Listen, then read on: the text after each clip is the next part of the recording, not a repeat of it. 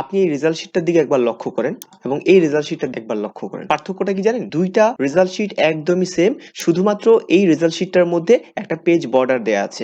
শুধুমাত্র একটা পেজ বর্ডারের কারণে দেখেন পুরো রেজাল্ট শিটের লুকটাই চেঞ্জ হয়ে গেছে। এটা কেমন জানি খালি খালি মনে হচ্ছে, আর এটা দেখতে একদম প্রফেশনাল মনে হচ্ছে। আপনি এই ডকুমেন্টটার দিকে যদি খেয়াল করেন, দেখবেন সবগুলো রেজাল্ট শিটের বর্ডার হচ্ছে সেম। অন্যদিকে আবার এই ডকুমেন্টটার দিকে যদি আপনি খেয়াল করেন, তাহলে 4টা পেজ আছে, 4টা পেজের প্রত্যেকটা পেজে আলাদা আলাদা বর্ডার দেয়া আছে। তো কিভাবে প্রত্যেকটা পেজে আলাদা আলাদা বর্ডার দিতে হয় এটা দেখার জন্য স্ক্রিনে দেখানো এই সময়টাতে চলে যান। যে কোনো পেজের মধ্যে বর্ডার দেওয়াটা একদমই সহজ। এটার জন্য আমরা ডিজাইনে চলে যাব। ডিজাইন থেকে একদম হাতের ডান পাশে দেখবো যে পেজ বর্ডার দেওয়া আছে। সো এখান থেকে যদি আপনি যে বক্স এটা দিয়ে যদি আপনি ওকে করে দেখেন, তাহলে দেখবেন যে চারপাশে একটা টেক্সট বাউন্ডারির মতো চলে এসেছে, মানে টেক্সট বক্স চলে এসেছে। আর এই বক্সটা যদি চান শুধুমাত্র আপনি একটা সাইডে দিবেন, শুধুমাত্র হয়তো উপরে হবে, ডানে বামে হবে, তাহলে এই অপশনগুলো সিলেক্ট করতে পারেন। আমাদের এই অপশনগুলো সিলেক্ট করার একদমই দরকার নেই। সো আমি চাই হচ্ছে যে টেক্সট বর্ডার হবে, বক্স না। সো এখান থেকে নান করে দিলাম। তারপরে আর্ট থেকে আমি আমার পছন্দ মতো যে কোনো একটা টেক্সট বর্ডার আমি সিলেক্ট করে দিব। তো এই বর্ডারটা আবার রিমুভ করাটা একই রকম, সেম ডিজাইনে যাব, ডিজাইন থেকে পেজ বর্ডার, বর্ডার থেকে আমরা এই যেখানে দেখতে পাচ্ছি এখান থেকে একদম স্ক্রল করে উপরে আসলে দেখতে পারবো নান, এটাতে ক্লিক করলে দেখবো যে সবগুলো পেজের যে বর্ডারটা আছে সেটা চলে গেছে, বক্সটা যায়নি। বক্সটাকে রিমুভ করবো আবারও। এখান থেকে যে বক্স দেওয়া আছে এখান থেকে এটাকে নান করে দিব, নান করে দিলে দেখবো যে টেক্সট বক্সটাও চলে গেছে। কখন আমরা পেজ ব্রেক ব্যবহার করছি এবং কখন সেকশন ব্রেক ব্যবহার করছি, শো এন্ড হাইড এটা ওপেন থাকলে আমরা সবকিছু দেখতে পাই, আবার শো এন্ড হাইডটাকে অফ করে দিলে কোনো কিছুই দেখা যায় না। আমরা যদি কোনো একটা পেজ সিলেক্ট থাকা অবস্থায় একটা পেজের মধ্যে পেজ বর্ডার ব্যবহার করি, তাহলে দেখতে পাবো 3টা পেজের মধ্যেই পেজ বর্ডার চলে আসবে। আবার যখন রিমুভ করে দিব তখন 3টা পেজ থেকেই পেজ বর্ডার রিমুভ হয়ে যাবে।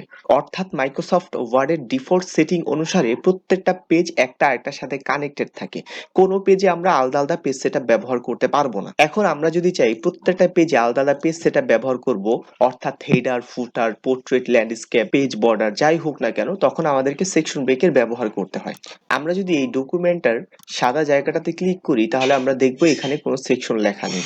তার মানে হচ্ছে এই পুরো 3টা ডকুমেন্ট একটা সেকশনের অধীনে আছে। এখন আমি এই 3টা পেজের মধ্যে যেই ধরনের পেজ সেটআপ করি, 3টা পেজ একই ধরনের পেজ সেটআপ হয়ে যাবে, যেহেতু এই 3টা পেজ একটা সেকশনের অধীনে আছে। সো আমি চাচ্ছি মাঝখানের পেজে একটা পেজ বর্ডার ব্যবহার করব। তাহলে আমরা দেখতে পাচ্ছি মাঝখানের পেজটা প্রথম পেজ এবং তৃতীয় পেজ এই দুইটার সাথে কানেক্টেড আছে। তাহলে মাঝখানের পেজটাকে দুইটা সেকশন ব্রেক করে প্রথম পেজ এবং তৃতীয় পেজ থেকে আলাদা করব। সো আমি এই পেজের শুরুতে এসে আমরা একটা সেকশন ব্রেক ব্যবহার করব। তো আমরা যদি শো এন্ড হাইডটাকে ওপেন করে দিই, তাহলে আমরা এই যে দেখতে পাচ্ছি এখানে যে সেকশন ব্রেকটা ব্যবহার করেছি সেটা এই পেজে চলে এসেছে, সেকশন ব্রেক কন্টিনিউয়াস। এখন আমি যদি এই সাদা জায়গাটাতে ক্লিক করি, তাহলে দেখব প্রথম পেজটা সেকশন 1 এর অধীনে আছে, দ্বিতীয় পেজটা সেকশন 2 এর অধীনে আছে, তৃতীয় পেজটাও কিন্তু সেকশন 2 এর অধীনে আছে।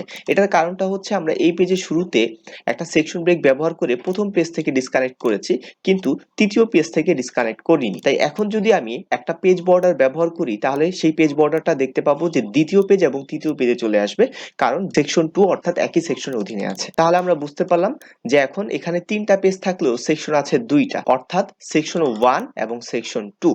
এখন মাঝখানের পেজটাকে যদি আমি আলাদা একটা সেকশনের অধীনে আনতে চাই কমপ্লিটলি, তাহলে এই ডকুমেন্টের একদম শেষে এসে আমরা একটা সেকশন ব্রেক ব্যবহার করব।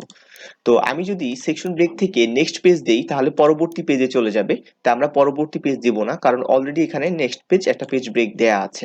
তাই আমরা লেখা টেক্সটের বা ডকুমেন্টের একদম শেষে এসে আমরা নেক্সট পেজ না দিয়ে কন্টিনিউয়াস দিব। তাহলে আমরা দেখতে পাচ্ছি এখানে একটা সেকশন ব্রেক চলে এসেছে। তো এখন যদি আমি এখানে ক্লিক করি, তাহলে দেখব সেকশন 1, 2 এবং 3। তাই আমি যদি এখন একটা পেজ বর্ডার ব্যবহার করি, তাহলে দেখব শুধুমাত্র তৃতীয় পেজের মধ্যে পেজ বর্ডারটা চলে এসেছে।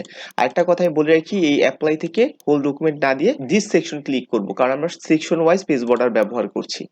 এখন যদি আমি তৃতীয় পেজে একটা পেজ বর্ডার ব্যবহার করি, পেজ বর্ডার না, এবার আমরা টেক্সট বক্স এটাকে ব্যবহার করব, হোল ডকুমেন্ট থেকে দিস সেকশনটা দিয়ে দিচ্ছি, তাহলে শুধুমাত্র তৃতীয় পেজে আসবে। আবার প্রথম পেজের মধ্যে যদি আমরা দিই, তাহলে প্রথম পেজের মধ্যে আসবে। তো আমরা বুঝতে পারলাম যে কোনো পেজে আলাদা আলাদা পেজ সেটআপ নেওয়ার জন্য, সেটা পোর্ট্রেট, ল্যান্ডস্কেপ হোক, ওয়াটারমার্ক হোক, হেডার ফুটার হোক অথবা বর্ডার হোক, এগুলো থেকে বেশি ইম্পর্টেন্ট হচ্ছে সেকশন ব্রেকের ব্যবহার জানা। আজকের মতো এই পর্যন্তই। ভালো থাকবেন। আসসালামু আলাইকুম।